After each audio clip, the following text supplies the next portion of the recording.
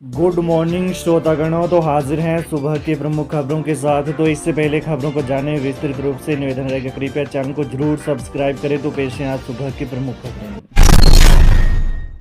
एक और shooter arrest, police ने अदालत में किया पेश, न्यायिक हिरासत में भेजा। बिलासपुर गोलीकांड में एक और शूटर गिरफ्तार हुआ है। इससे पहले एक शूटर की गिरफ्तारी हो चुकी है। ऐसे में कुल 4 में से 2 शूटर पुलिस की गिरफ्त में आ चुके हैं, जबकि शेष 2 शूटरों की धरपकड़ के लिए एसआईटी ने पूरा जाल बिछाया है। जानकारी के अनुसार पूर्व विधायक बंबर ठाकुर पर गोलियां बरसाने वाले आरोपी 24 वर्षीय अजय कुमार निवासी गोयला कलां, तहसील बादली, जिला झज्जर, हरियाणा को पुलिस ने गिरफ्तार कर लिया है। बनीखेत में होटल मैनेजर की हत्या से जुड़े मामले की जांच स्टेट सीआईडी को सौंपी। बनीखेत में होटल मैनेजर की हत्या से जुड़े मामले की जांच स्टेट सीआईडी को सौंप दी गई है। यह जानकारी प्रदेश सरकार द्वारा इस हत्या की निष्पक्ष जांच से जुड़ी जनहित याचिका में प्रदेश हाईकोर्ट को दी गई। हाईकोर्ट ने बनीखेत जिला चंबा में होटल मैनेजर की हत्या से जुड़ी जनहित याचिका में गृह सचिव और एसपी चंबा को नोटिस जारी कर जवाब तलब किया था। न्यायाधीश विवेक सिंह ठाकुर और न्यायाधीश रंजन शर्मा के खंडपीठ के समक्ष इस मामले पर सुनवाई हुई। वहीं सरकार की ओर से बताया गया कि अब मामले की जांच स्टेट सीआईडी को सौंप दी गई है, इसलिए एसपी चंबा द्वारा स्टेट्स रिपोर्ट दायर नहीं की जा सकी। कोर्ट ने स्टेट सीआईडी को प्रतिवादी बनाते हुए 1 सप्ताह के भीतर स्टेट्स रिपोर्ट दायर करने के आदेश जारी किए। यह जनहित याचिका चंबा के राजेंद्र मल्होत्रा की पत्नी राधा की ईमेल के माध्यम से प्राप्त 8 जनवरी 2025 के पत्र के आधार पर जांच शुरू की गई है। मृतक राजेंद्र मल्होत्रा की पत्नी ने आरोप लगाया है कि डलहौजी के पास होटल नेचर वैली में उसके पति, जो जनरल मैनेजर के पद पर कार्यरत थे, की हत्या में स्थानीय पुलिस कर्मियों की संलिप्तता है। इसलिए प्रार्थी ने पत्र के माध्यम से इस मामले की निष्पक्ष जांच की मांग की है।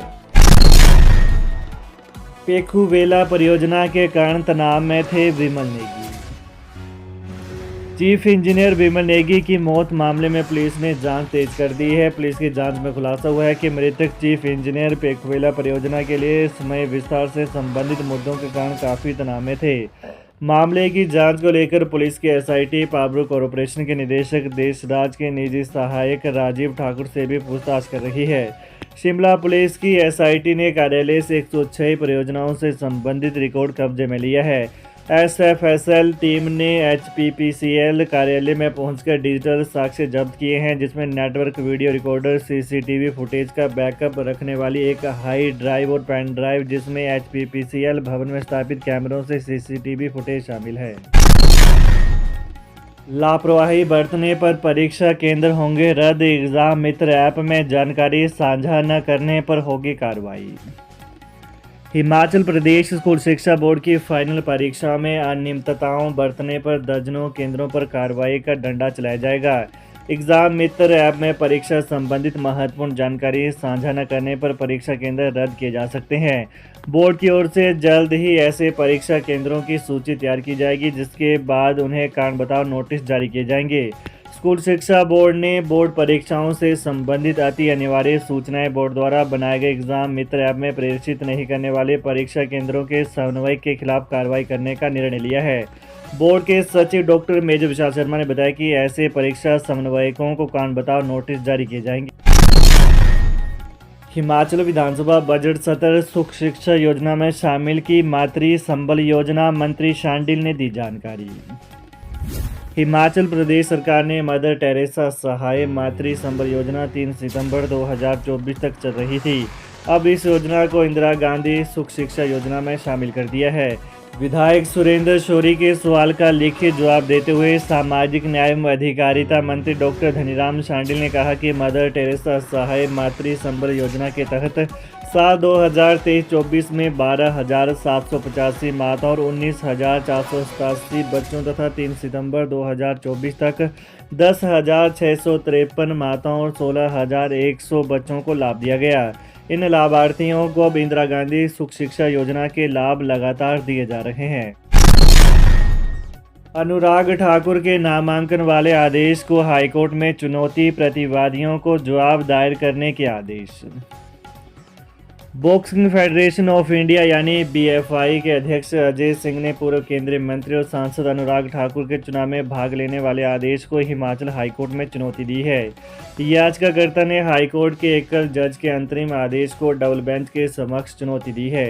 उन्होंने खंडपीठ से कहा कि एकल जज ने जो अंतरिम आदेश दिए हैं उस पर रोक लगाई जाए। मंगलवार को न्यायाधीश विवेक सिंह ठाकुर, न्यायाधीश रंजन शर्मा की खंडपीठ ने मामले में प्रतिवादियों को अपना जवाब दायर करने के आदेश दिए हैं। अब मामले की सुनवाई 7 अप्रैल को होगी। उधर 28 मार्च को होने वाले भारतीय मुक्केबाजी महासंघ के चुनाव पर संशय बन गया है।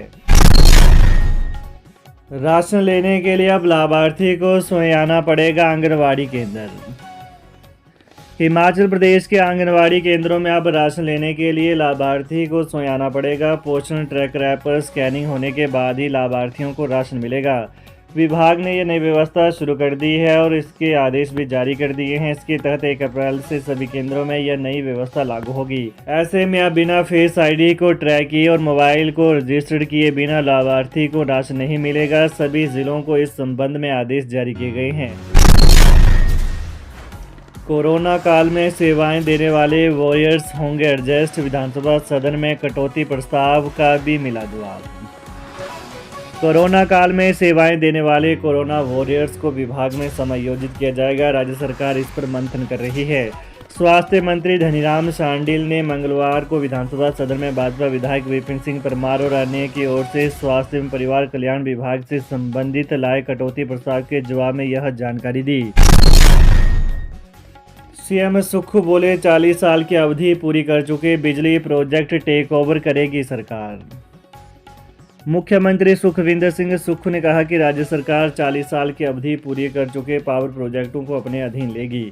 इन परियोजनाओं के अधिग्रहण को लेकर केंद्र सरकार को पत्र भेजा गया है। मंगलवार को विधानसभा में प्रश्नकाल के दौरान मुख्यमंत्री ने कहा कि प्रदेश का हक लेने के लिए कानूनी लड़ाई लड़ी जाएगी।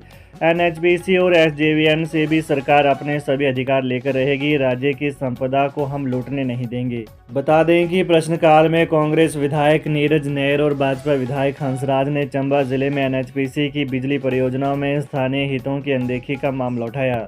विधायक नैयर ने कहा कि चंबा में एनएचपीसी के 4 से 5 बिजली प्रोजेक्ट हैं और इनके चलते कई परिवार विस्थापित हुए हैं।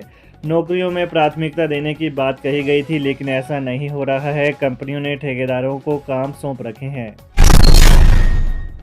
छत्तीसगढ़ और मध्य प्रदेश सरकार को पेंशन लाभ का भुगतान करने का निर्देश दिया, सुप्रीम कोर्ट का हवाला। हाईकोर्ट ने एक फैसले में छत्तीसगढ़ और मध्य प्रदेश की राज्य सरकारों को 6वें वेतन आयोग योजना के तहत 2006 से पहले सेवानिवृत्त हुए कर्मचारियों को पेंशन लाभ का भुगतान करने का निर्देश दिया है। जस्टिस राकेश मोहन पांडे ने छत्तीसगढ़ शासकीय महाविद्यालय पेंशनर संघ बनाम छत्तीसगढ़ राज्य के मामले में यह फैसला सुनाया है। याचिकाकर्ता छत्तीसगढ़ शासकीय महाविद्यालयन पेंशनर संघ सरकारी महाविद्यालयों के पेंशन भोगियों का प्रतिनिधित्व करने वाली एक पंजीकृत संस्था है।